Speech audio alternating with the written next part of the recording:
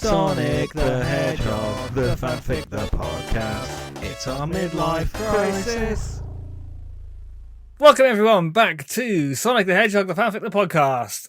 My name is Eddie O'Keefe. I am here once again with LT Fletcher. The T stands for Tails.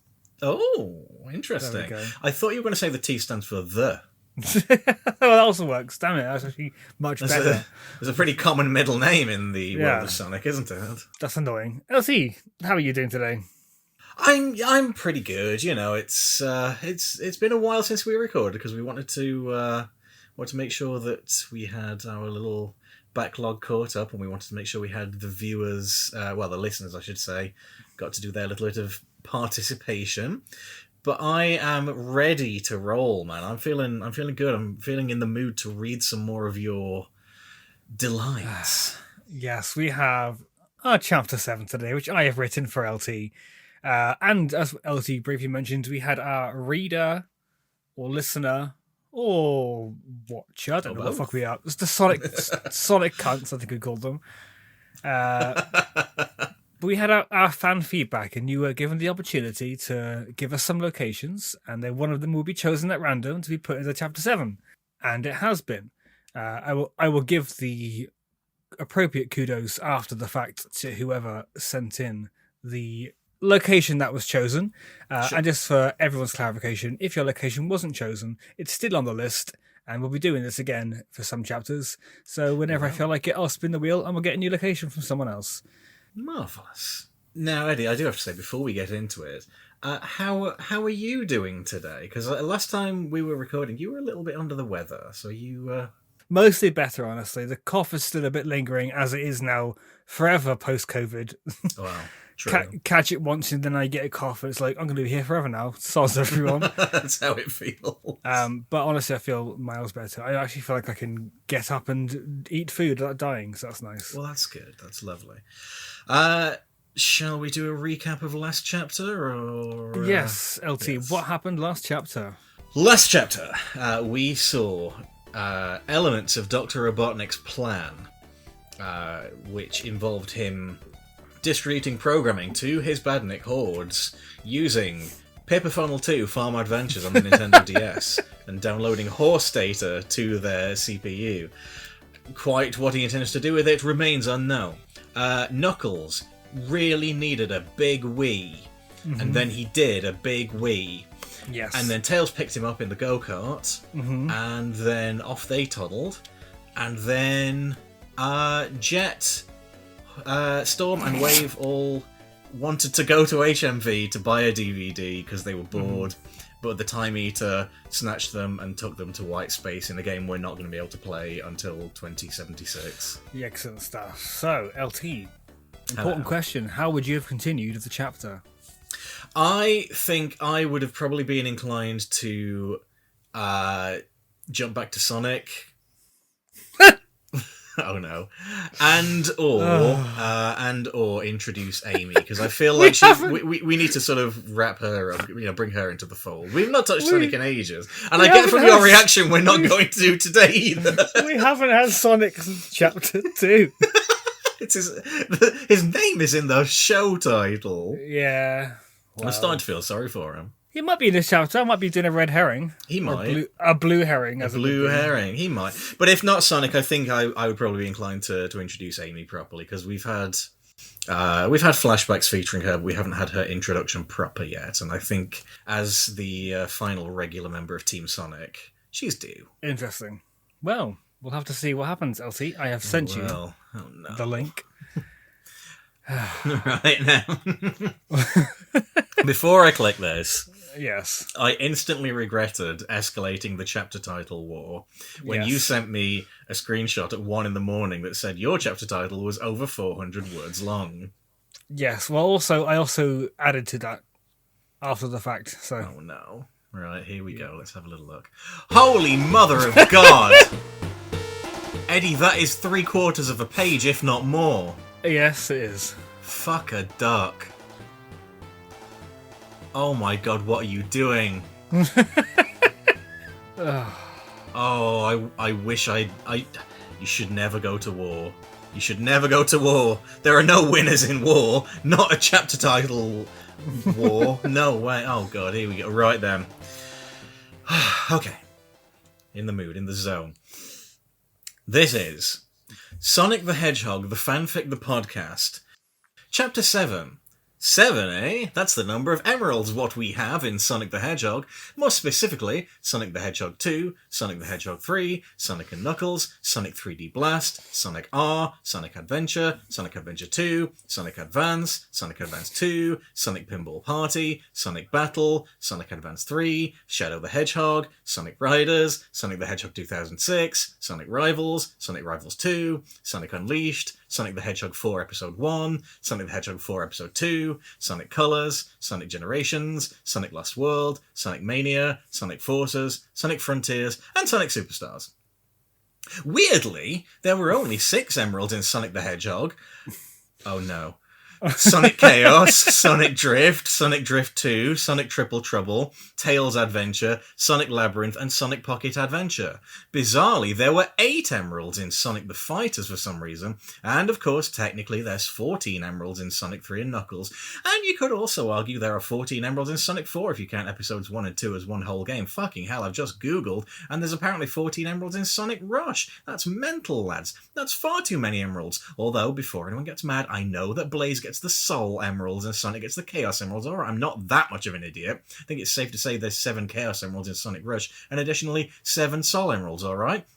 There's 16 in Sonic Spinball, which sounds insane when you consider that it's just a silly but very challenging pinball game, and the emeralds don't really serve much of a purpose there. Just a thing to collect in order to fight the boss, which is a scorpion or a big TV with heads inside or some shit like that. It gets a bit complicated with Sonic Heroes, because there's either 7 Chaos Emeralds to collect, which you can spread between the different teams, those of course being Team Sonic, Team Dark, Team Rose, and Team Chaotix.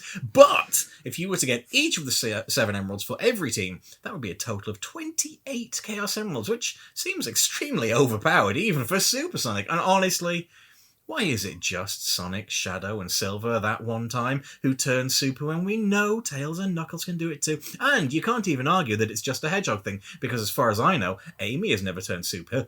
Sorry, jokes so long. Which comes from the beginning. Oh, here we go. Chapter 7. And you can't even argue it's just a Hedgehog thing, because as far as I know, Amy has never turned Super, which, considering, is probably for the best, but I don't know. It just feels like the Chaos Emeralds have been simultaneously fleshed out to fuck, but also completely forgotten about in terms of Sonic the Hedgehog universe. Despite this, they won't feature in this chapter. Fuck you. There you go. That's 7 to 7.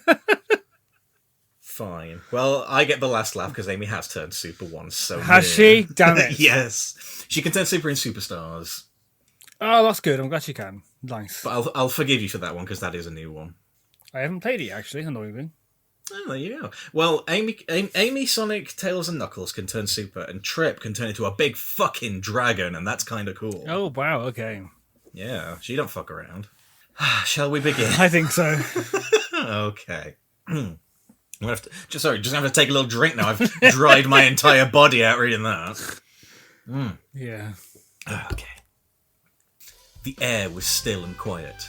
Wherever your eyes looked, complete whiteness. But it's a good thing Amy wasn't here.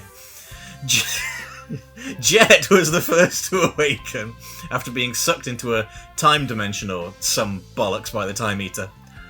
Wave! Storm! Get up! Jet yelled. That's a little bit Paul Heyman, sorry. Trying to hide the fear in his feathery face. Where was he? He looked down at Storm, who was the comedy character in their trio because he has a deep voice and is also very large.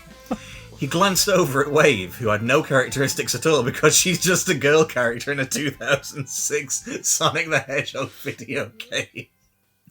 Wake up! He screamed louder, giving Storm a gentle kick in the cloaca. Oh, Storm whimpered, scrambling to his feet, trying not to trip over his own big, stupid arse. Where are we, Wave? Wave folded her arms and leant slightly to the left. Yep, that'll do for her.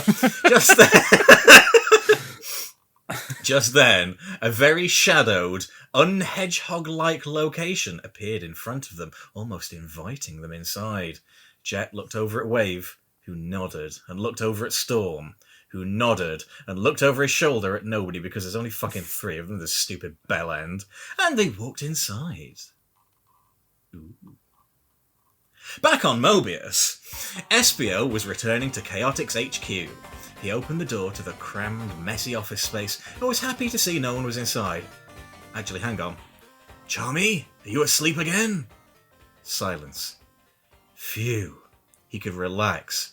He'd just been discharged from the hospital after a very unfortunate meeting with a couple of lads who had, rightfully so, battered the ever-loving shit out of him for trying to spy on women in a changing room.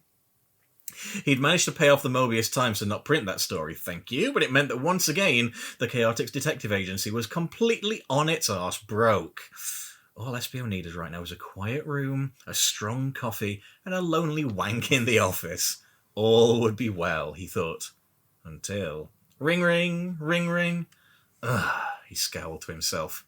He hadn't even gotten a chance to whip his knob out. This better be important. He picked up the phone.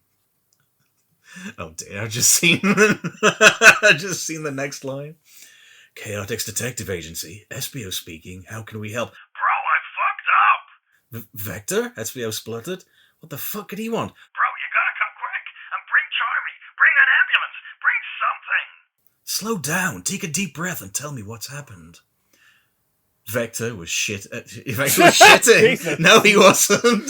He might have been, but that is not what is written here. Vector was sweating bullets. Gene Simmons was crying in the corner, unable to cope with what had just happened. He's still there. Vector, still clutching the phone to his head, ran to the window and looked outside. It was such a lovely day. The sun was shining, complemented by a gentle breeze that made the leaves sink with the wind. Cream was skipping around an old peach tree, pulling fruit from its home in order to bake a lovely pie, no doubt. Cheese was trying his best to grab a particularly tricky piece of fruit, but couldn't quite grasp it with his tiny hands. Eventually, he pulled so hard, the peach finally snapped off, and poor Cheese went tumbling into the grass below. But hurrah! He popped his head up and signalled that he was okay. Oh, how Cream laughed. Silly old Cheese. She caught sight of Vector in the window and waved merrily at him. He smiled and waved back, before turning away from the window. She's fucking dead! Hang on, what? SPO's voice roared down the phone. Fucking hell.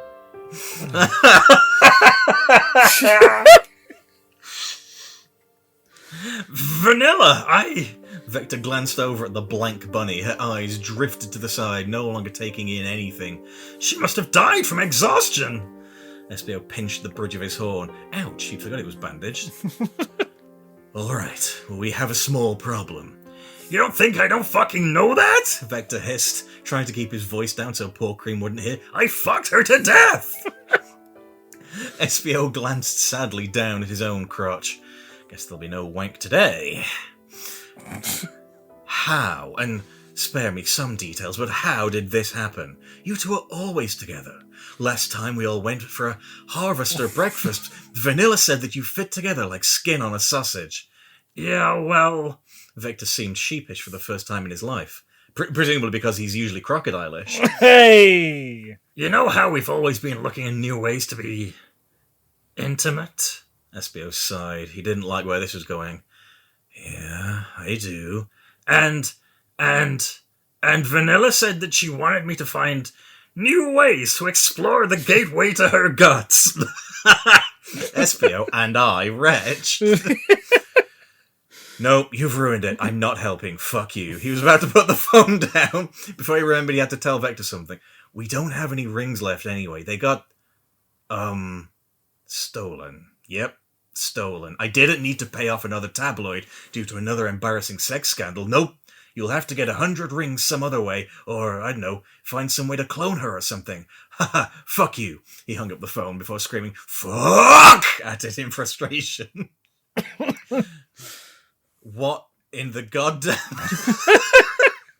Jesus. Yeah. Vector threw the phone against the wall. Shit, he thought to himself. If we don't have any rings left, what the fuck am I gonna do? Oh god, this day can't get any worse. The door creaked open slightly and 2 floppy ears poked inside. Mr. Vector?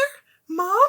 Dinner will be ready in a few minutes. I'll go set the table now. I've made your favourite, Mr. Vector. Beef bourguignon, braised in a red wine jus with honey roasted carrots, pearl onions, and chicken fingies. Also, there's peach pie for dessert. The door closed as Cream hummed happily to herself. Gene Simmons got up, opened the window, jumped out, and was never seen again. I would like to take a moment to pause. Of course. So we can take this in, and Yes. so I can ask you the question, why? what happened? Vanilla died. Eddie, Yeah. this took a dark turn. It sure did. But, Oh, no. Oh, how are you going to break the news to Cream? Well. Oh, no. I can't say too much till the chapter's over, I'm afraid. Oh, no. Shadow the Hedgehog put on his face mask. He wasn't worried about germs or anything. It's just that he knew he had to go into CEX. Sorry. No, very specific wording here. He knew he had to go into the CEX. That is a very British thing. Yes. I'm going to the Tesco. 100%. Going to the Sainsbury's. Oh, and then big Tesco, big Sainsbury's. Big Tesco. It's just that he knew he had to go into the CEX, and quite frankly, always fucking stank in there. The smell of BO and 0 hours contracts. It is a shame. CX, by the way, great little chain of shops there. Yeah. But hey, maybe pay your employees, you tax dodging fuckers. I agree. Cunts. He tucked the straps of his mighty number 9 face mask behind his ears, took a deep breath, and walked inside. Now, did Shadow get that custom made, or was that a backer's bonus for backing the Kickstarter? For Shadow, I definitely think Kickstarter. He really wanted to get ahead of the curve. So he got given a face mask because the 3DS version never came out, presumably. Yes, I would hope so. Immediately, the smell hit him. He tried hard not to be sick. The smell was so rotten that a weekend sleepover in the chemical plant zone sounded like an actual dream in comparison. He squinted, the smell somehow pouring into his eyes, looking around for the Nintendo DS section. He spotted a bay labelled Retro and resigned himself to the fact that he was now an old bastard. You have captured the CEX experience perfectly. Yeah. It's miserable. Do you ever get that, though, when you like walking through like a place like CEX or something like that, and you're like, what are you talking about? The PlayStation 3 is not retro. Oh, God! That's literally what happened to me looking for the Ratchet and Clank. Not Cracking Time. The one after Cracking Time. I was looking for it, and it was in PS3. It was in retro, and I was like, I mean, I guess. As he trudged on over, he heard a familiar voice behind him as the door opened, briefly granting him a quick blast of fresh air. Fuck me, it stinks like shite in here, Robotnik roared. Cubot, take the keys to the Eggmobile and move it. I've parked on double yellows like an absolute fucking twat, but I saw the pissing traffic warden walking outside the Weatherspoons just now, and I can't afford another fucking ticket. Yes, sir, you cunt. We really need to get you fixed. He glanced at his mustachioed head over the counter. I'm now getting a really vivid image of my CX because there is a Weatherspoons visually in the distance of it. So it's like literally around the corner, and also a no parking zone. It just made sense to me. Have you been spying on me by any chance? No. That was a little shifty there. Shadow, quick as Shadow, hid behind a stack of DVDs. Peering through Peep Show, he watched Robotnik march up to the counter. Fucking hell. Ding dong! He bellowed to the bemusement of everyone else in the shop. I just like the idea of Robotnik being like completely socially unaware of every interaction possible. Like a big boisterous Tory. Do you know what, though? Having worked in retail, people do that when they're trying to get your attention. Like Lots of finger clicking. Yeah. Oh, whenever I had to go in the back to like get stuff to fill up the shelves or anything, you just get ding. Shut up. If I wanted an annoying dinging sound, I'd put a bell on the counter. I don't need you to do the worst imitation of a big bell. Oh, actually, having said that, maybe it comes natural to someone. One of the clerks turned around and stared at Robotnik. She was different looking. An anthropomorphic bat with white fur, turquoise green eyes with 2 large eyelashes on each one, tan skin, large pointy ears, small fangs, a small black nose on her muzzle, a short pointy tail, and a pair of dark purple wings on her back. She also had massive twatting bat tits and, curiously, a big thick moustache which seemed to slide off her face constantly.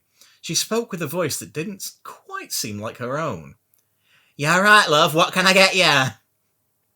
"Hello there." He lowered his glasses slightly, trying hard to read the name tag and not just stare at her ridiculous bat breasts. "Bluge the Blat?" Shadow face-palmed quietly. What a dumb name, he thought to himself, whipping out his phone and sending a quick text to Rouge, which read, "OMG Lamau, you would not believe this name I heard in sex earlier, Ruffle Mao," followed by another text which read, "CEX, goddamn autocorrect Lamau." Definitely unrelated, a phone buzzed in the back pocket of Bluge the Blat. She ignored it. She was at work and a bloody professional. Hey, she would be the only CEX employee to not be constantly on her phone. Very true. She smiled politely, waiting for this definite stranger to continue.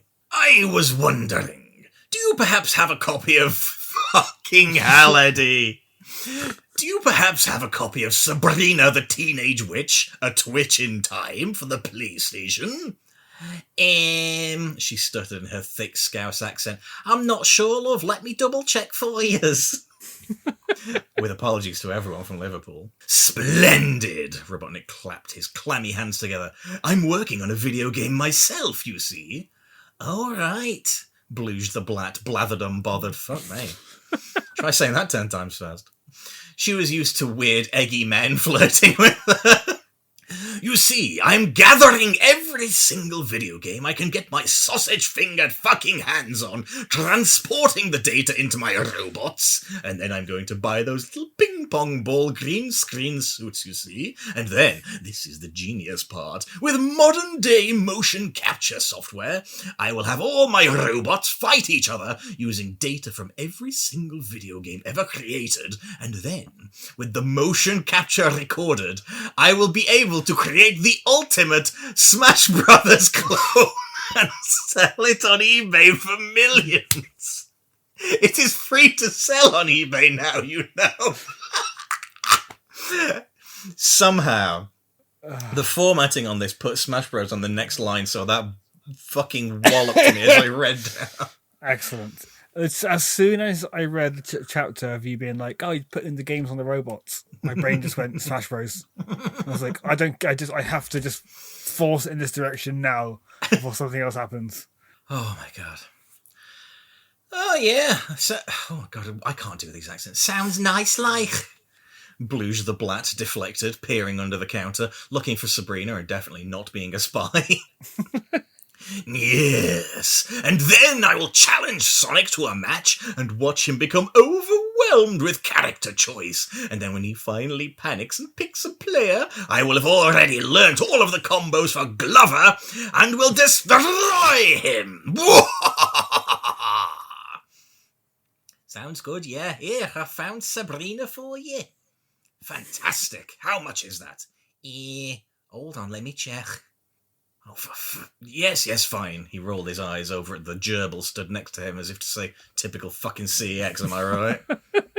Bluge the Blat looked up at Robotnik and said, "That'll be 11,000 rings, please." Fucking hell. The Babylon rogues screamed as they flailed their arms in the air, falling through a seemingly endless pit of nothing. At last, a bright light enveloped them and unceremoniously spat them out onto a hardwood floor. A long hallway littered with blank beige doors, wallpaper peelings and paint chips scattered around the floor. The stench of sadness and hope hung around every crevice. Ooh, that's poetic. Bloody hell, Eddie. It sure is. Behind the door to their immediate left, a voice could be heard, chatting away animatedly, somewhat breaking through this depressing picture. Jet opened the door, and the three walked inside. Oh no. Oh no. Oh, yes. Anyway, so it's not that I don't like the Wisps, and I definitely don't hate them. Some of my best friends are Wisps. The fact of the matter is, I just don't see colours. Round of applause, if you please. And I'm actually offended that people will go as far as to say I'm the one causing a problem here. If you don't like my opinions, you can just move, right? Hedgehogs were here first anyway. Jesus. Except for Shadow, but, I mean, I don't even know if he's a real hedgehog, you know? Fucking hell. Is he an alien? Is he a clone? Well, all right, Is he I'll a grant hedgehog? you. I'll grant Is he you. just black and Amy's racist? Yes, that the thought did occur. It's actually quite upsetting that people get him and Sonic confused all the time, as if, like, the most famous example of that isn't her doing that. Oh. As if they're saying all hedgehogs look the same. You understand that, don't you, Cheese? Amy gestured towards a Chow sitting in the chair opposite her, holding a clipboard. She paused for a few seconds and then sat down. The Chow stood up and cleared their throat. It's Omo Chow, Amy, but we're not here to discuss me. Your friends have been worried about you. Your behaviour over the last few months has been concerning. Amy scoffed. Give me one example. These two have very similar voices. They do. Give me one example. 18 hands immediately raised, including Jet's. Omo Chow spotted the trio for the first time. Oh, some latecomers. Hello, welcome to Amy's intervention. Wait, what? Amy shrieked. I thought this was an Ann Summers party. Fucking hellfire. Oh my god. Sally Acorn frowned. How the fuck could you possibly think this was a... Bunny raised a hand to stop Sally. It's because she thinks all rabbits are as horny as vanilla. That's why she keeps touching my arm without asking and trying to find the on switch. Everyone tutted and scowled at Amy. Oh, come on! The expression they went at it like rabbits is there for a reason. A loud, angry murmur filled the room as everyone collectively lost their minds. Jet stepped forward and spoke up. Amy, every time we meet up at the annual Christmas party, you ask me how my brother is doing. And what's wrong with that? Amy screamed defensively. Big Bird is not my brother. Well, I don't know. It's not always easy to tell a flicky from a finch. I'm neither. Jet fired back. He looked over to his compatriots for support. Storm was gulping at Amy, huge love hearts appearing in his eyes, and his beak as open as Sonic's ass after a chili dog chow down. Wave had her arms folded and was leaning slightly to the left against the wall. Amy stood up from her chair and then picked up her hammer. Well, I don't have to actually be here then. Legally, you can't keep me here. I know my rights. She goose marched out of the room, smashing chairs up as she strode off, and didn't look back. A silence filled the space as everyone began to clean up before Jet said, So, does anyone know how to get to the HMV? They were immediately swallowed up again by the time eater. Nobody noticed. Oh, fucking hell. Oh my god, right, Jesus. Eddie, that was incredible. I was very, very happy with that one. Also, it needed to be in there because otherwise it was just a very depressing episode. Oh dear. Shadow held in a gasp. This game, it sounded incredible? Looks like Tails had it all wrong, as usual.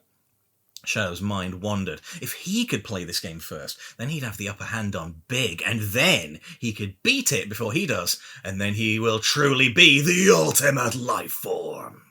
Shadow, desperate to do something cool, picked up a child and kick-flicked it over to the retro section. He snagged an empty Pepper Funnel 2 Farm Adventures case, eyed up a copy of Dr. Kawashima's Brain Training, How Old Is Your Brain, and thought he'd treat himself. It's a good game. I never played it, but I know it was massive for a while, and then just suddenly went away forever. Just disappeared. It's very strange, isn't it? Bizarre. I tangentially, I do remember NGC magazine actually spoke to, I think, a professor from Oxford, I believe. Oh. They were talking about, how brain training is designed to activate your frontal lobe and, sort of help you thinking. And the professor was like, yeah, technically, most things do that. Falling over on the pavement would activate your frontal lobe. And mysteriously, the brain training games went away not long after that. That's a shame. So I'm not saying it was NGC magazine's fault, but it definitely was. Back at the counter, Robotnik was fumbling in his pockets. Bloody sorry about this. I don't usually carry rings anymore. Hold on, will this do? Bluge the Blat's eyes widened. That's a gun? What? Robotnik blushed and looked down at his hand. A revolver. Sorry, this is one of Robotnik's gadgets, so it had to be called something stupid as shit like egg-olver, despite the pun not working whatsoever. Robotnik's moustache twitched with embarrassment. Oops, so it is. Let me just put that back in my pocket. Bang! Screams filled the CEX as Bluge the Blat fell with a heavy thud behind the counter. A bullet blasted between her bounce house blouse bosom. Fucking hell! Robotnik panicked. Not again! Grabbed his new copy of Sabrina the Teenage Witch, A Twitch in Time, and Naruto ran out of the shop. He does Naruto run. Do you know, now that you mentioned it, yes. Shadow stared, watching the whole thing unfold before him. How the hell was he going to get a copy of Pippa Funnel 2 Farm Adventures now? His phone buzzed.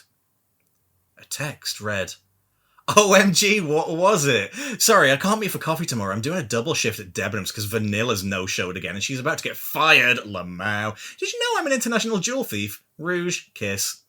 End of chapter 7.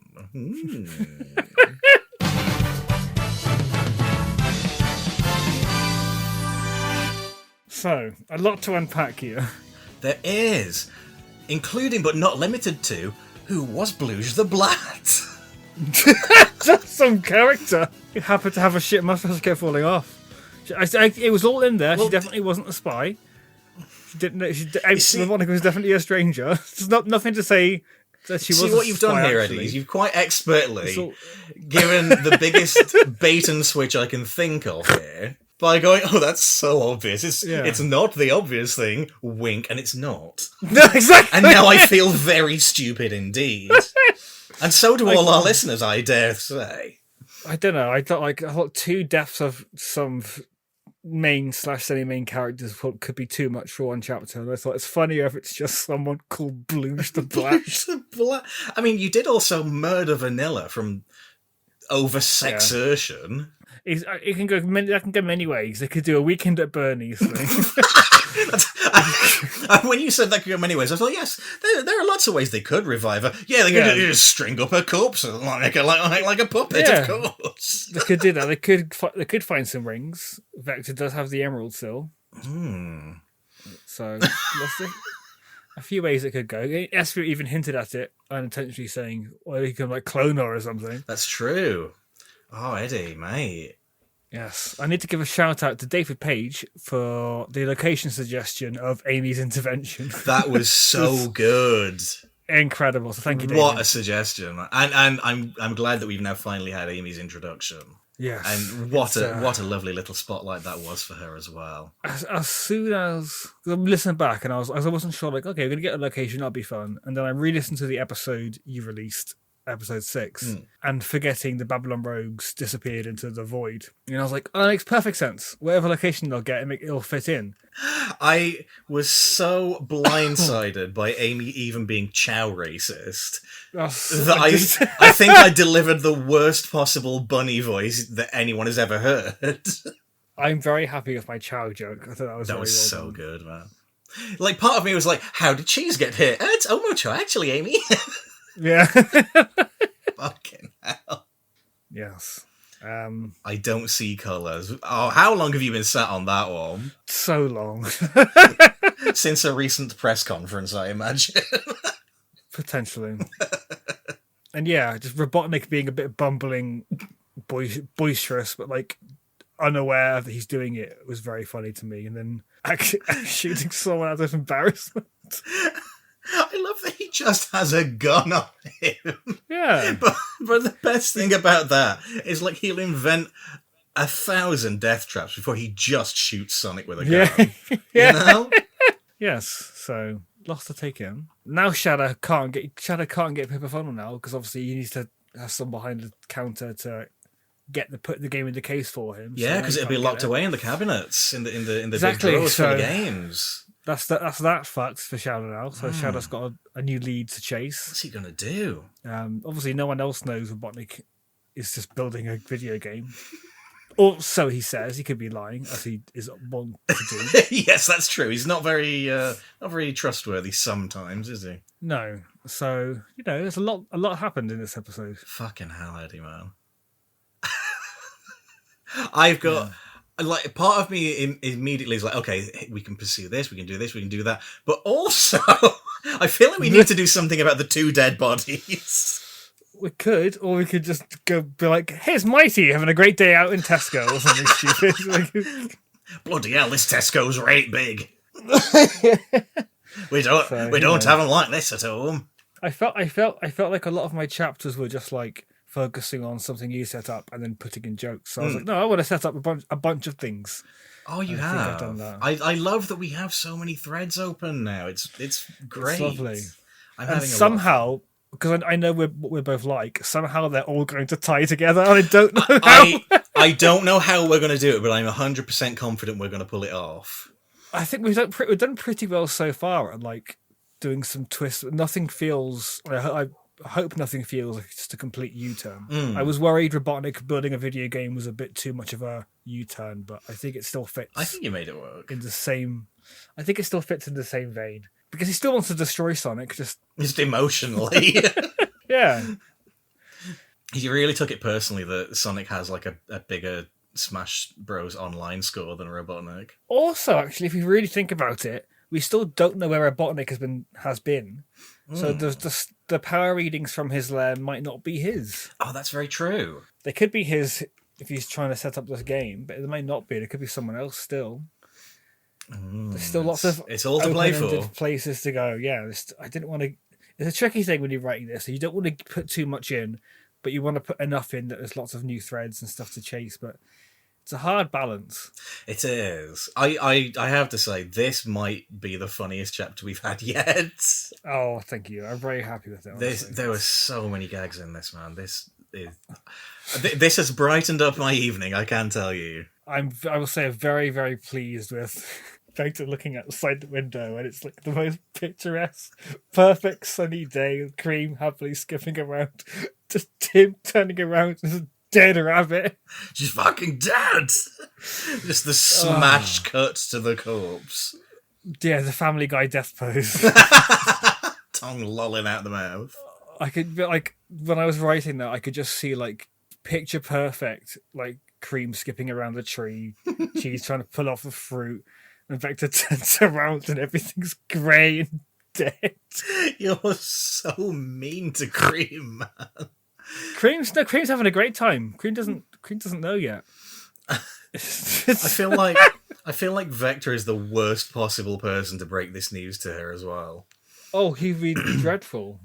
Or any kind of bad news. No, he couldn't even get out of Espio without fucking going too far. I'm sorry, ma'am. We really are going to have to amputate. As he's biting her leg. I only came in with bronchitis. Yeah. And still no Charmy. Where the hell's he? Yeah, that's right. I was thinking that. Maybe we need to complete the trifecta at some point. Mm-hmm. I do have a few characters I want to introduce. There's a couple that you've thrown in here that I'm surprised to see. I wasn't expecting Sally and Bunny. That was a nice little cameo from them both. I was trying to think in the sense of if Amy thinks it's an Ann Summers party, it should be mostly women there. True. But it also makes sense that Amy's just thick.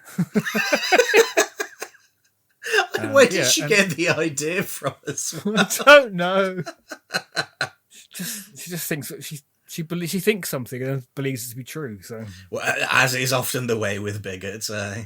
I do think it's worth saying now, clearly neither one of us will ever have her, like, drop any, like, slurs or offensive terms. God, no. But No, just no. having, everybody's friend Amy Rose be an appalling racist is very funny. Oh, good lord. I loved every page of this. This was so funny, man. Thank Also, you, guys. I had a funny number thing, which is from Dungeons and Dragons.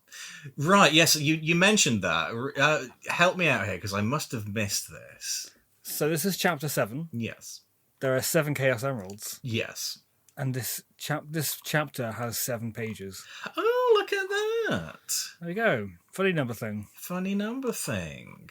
Complete coincidence, but that's why it makes it a funny number Which thing. I think means that you have earned a do-over for Dungeons and Yay! Dragons. So I fully expect the next time that I'm involved in a boss fight, the boss gets a do-over and wipes the party. Gonna make a note of that now. No, that was not me. I didn't do that. Everybody, that's a lie. You absolutely did. I'm afraid it's genuinely being written into my DM rules as we speak.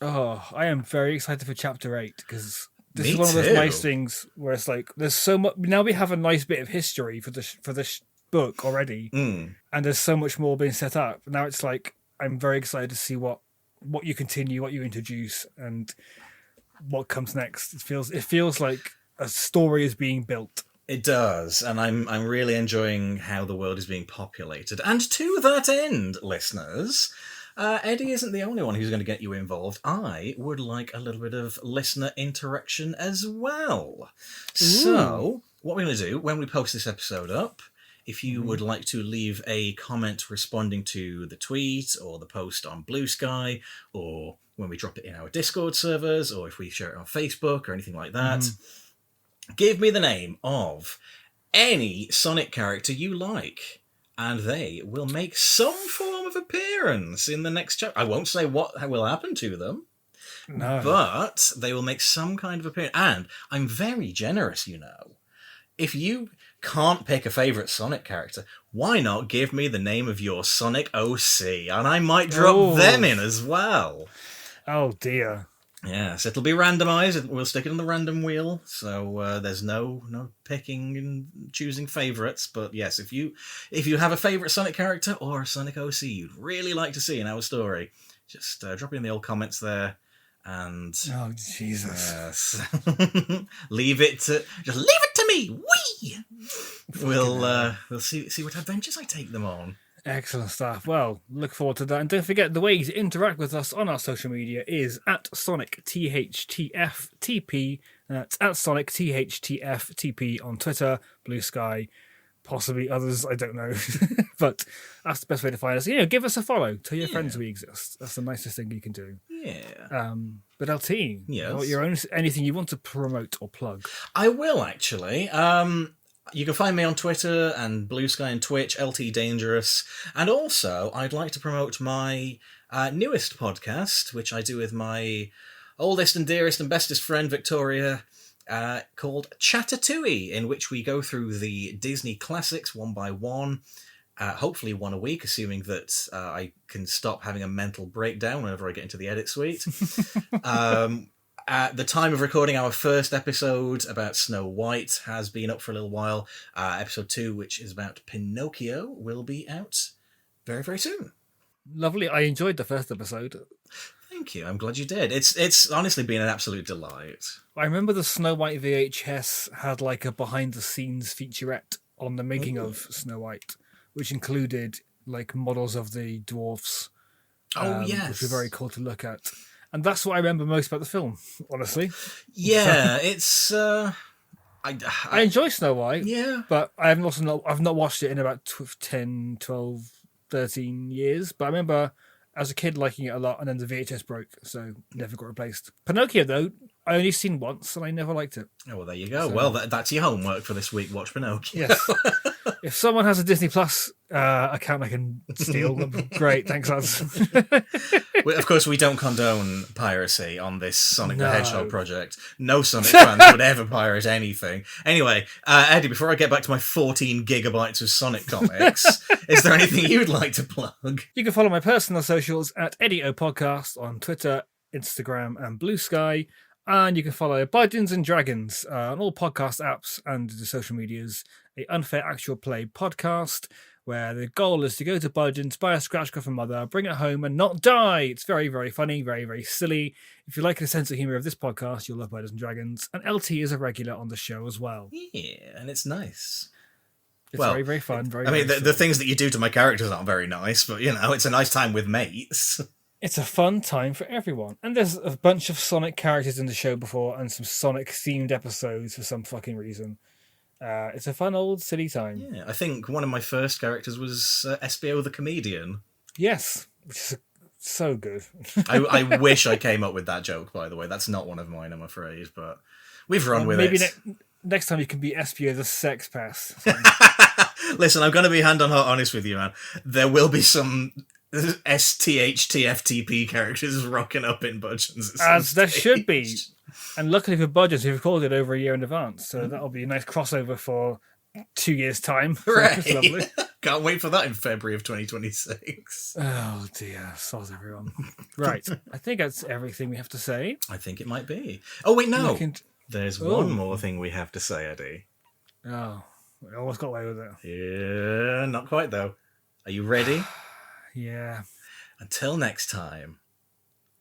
Stay Sonic. Bye. Such a shit catchphrase. It's a fucking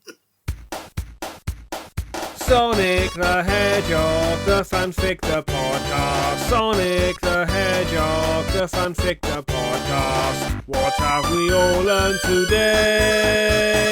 Amy is a racist cunt.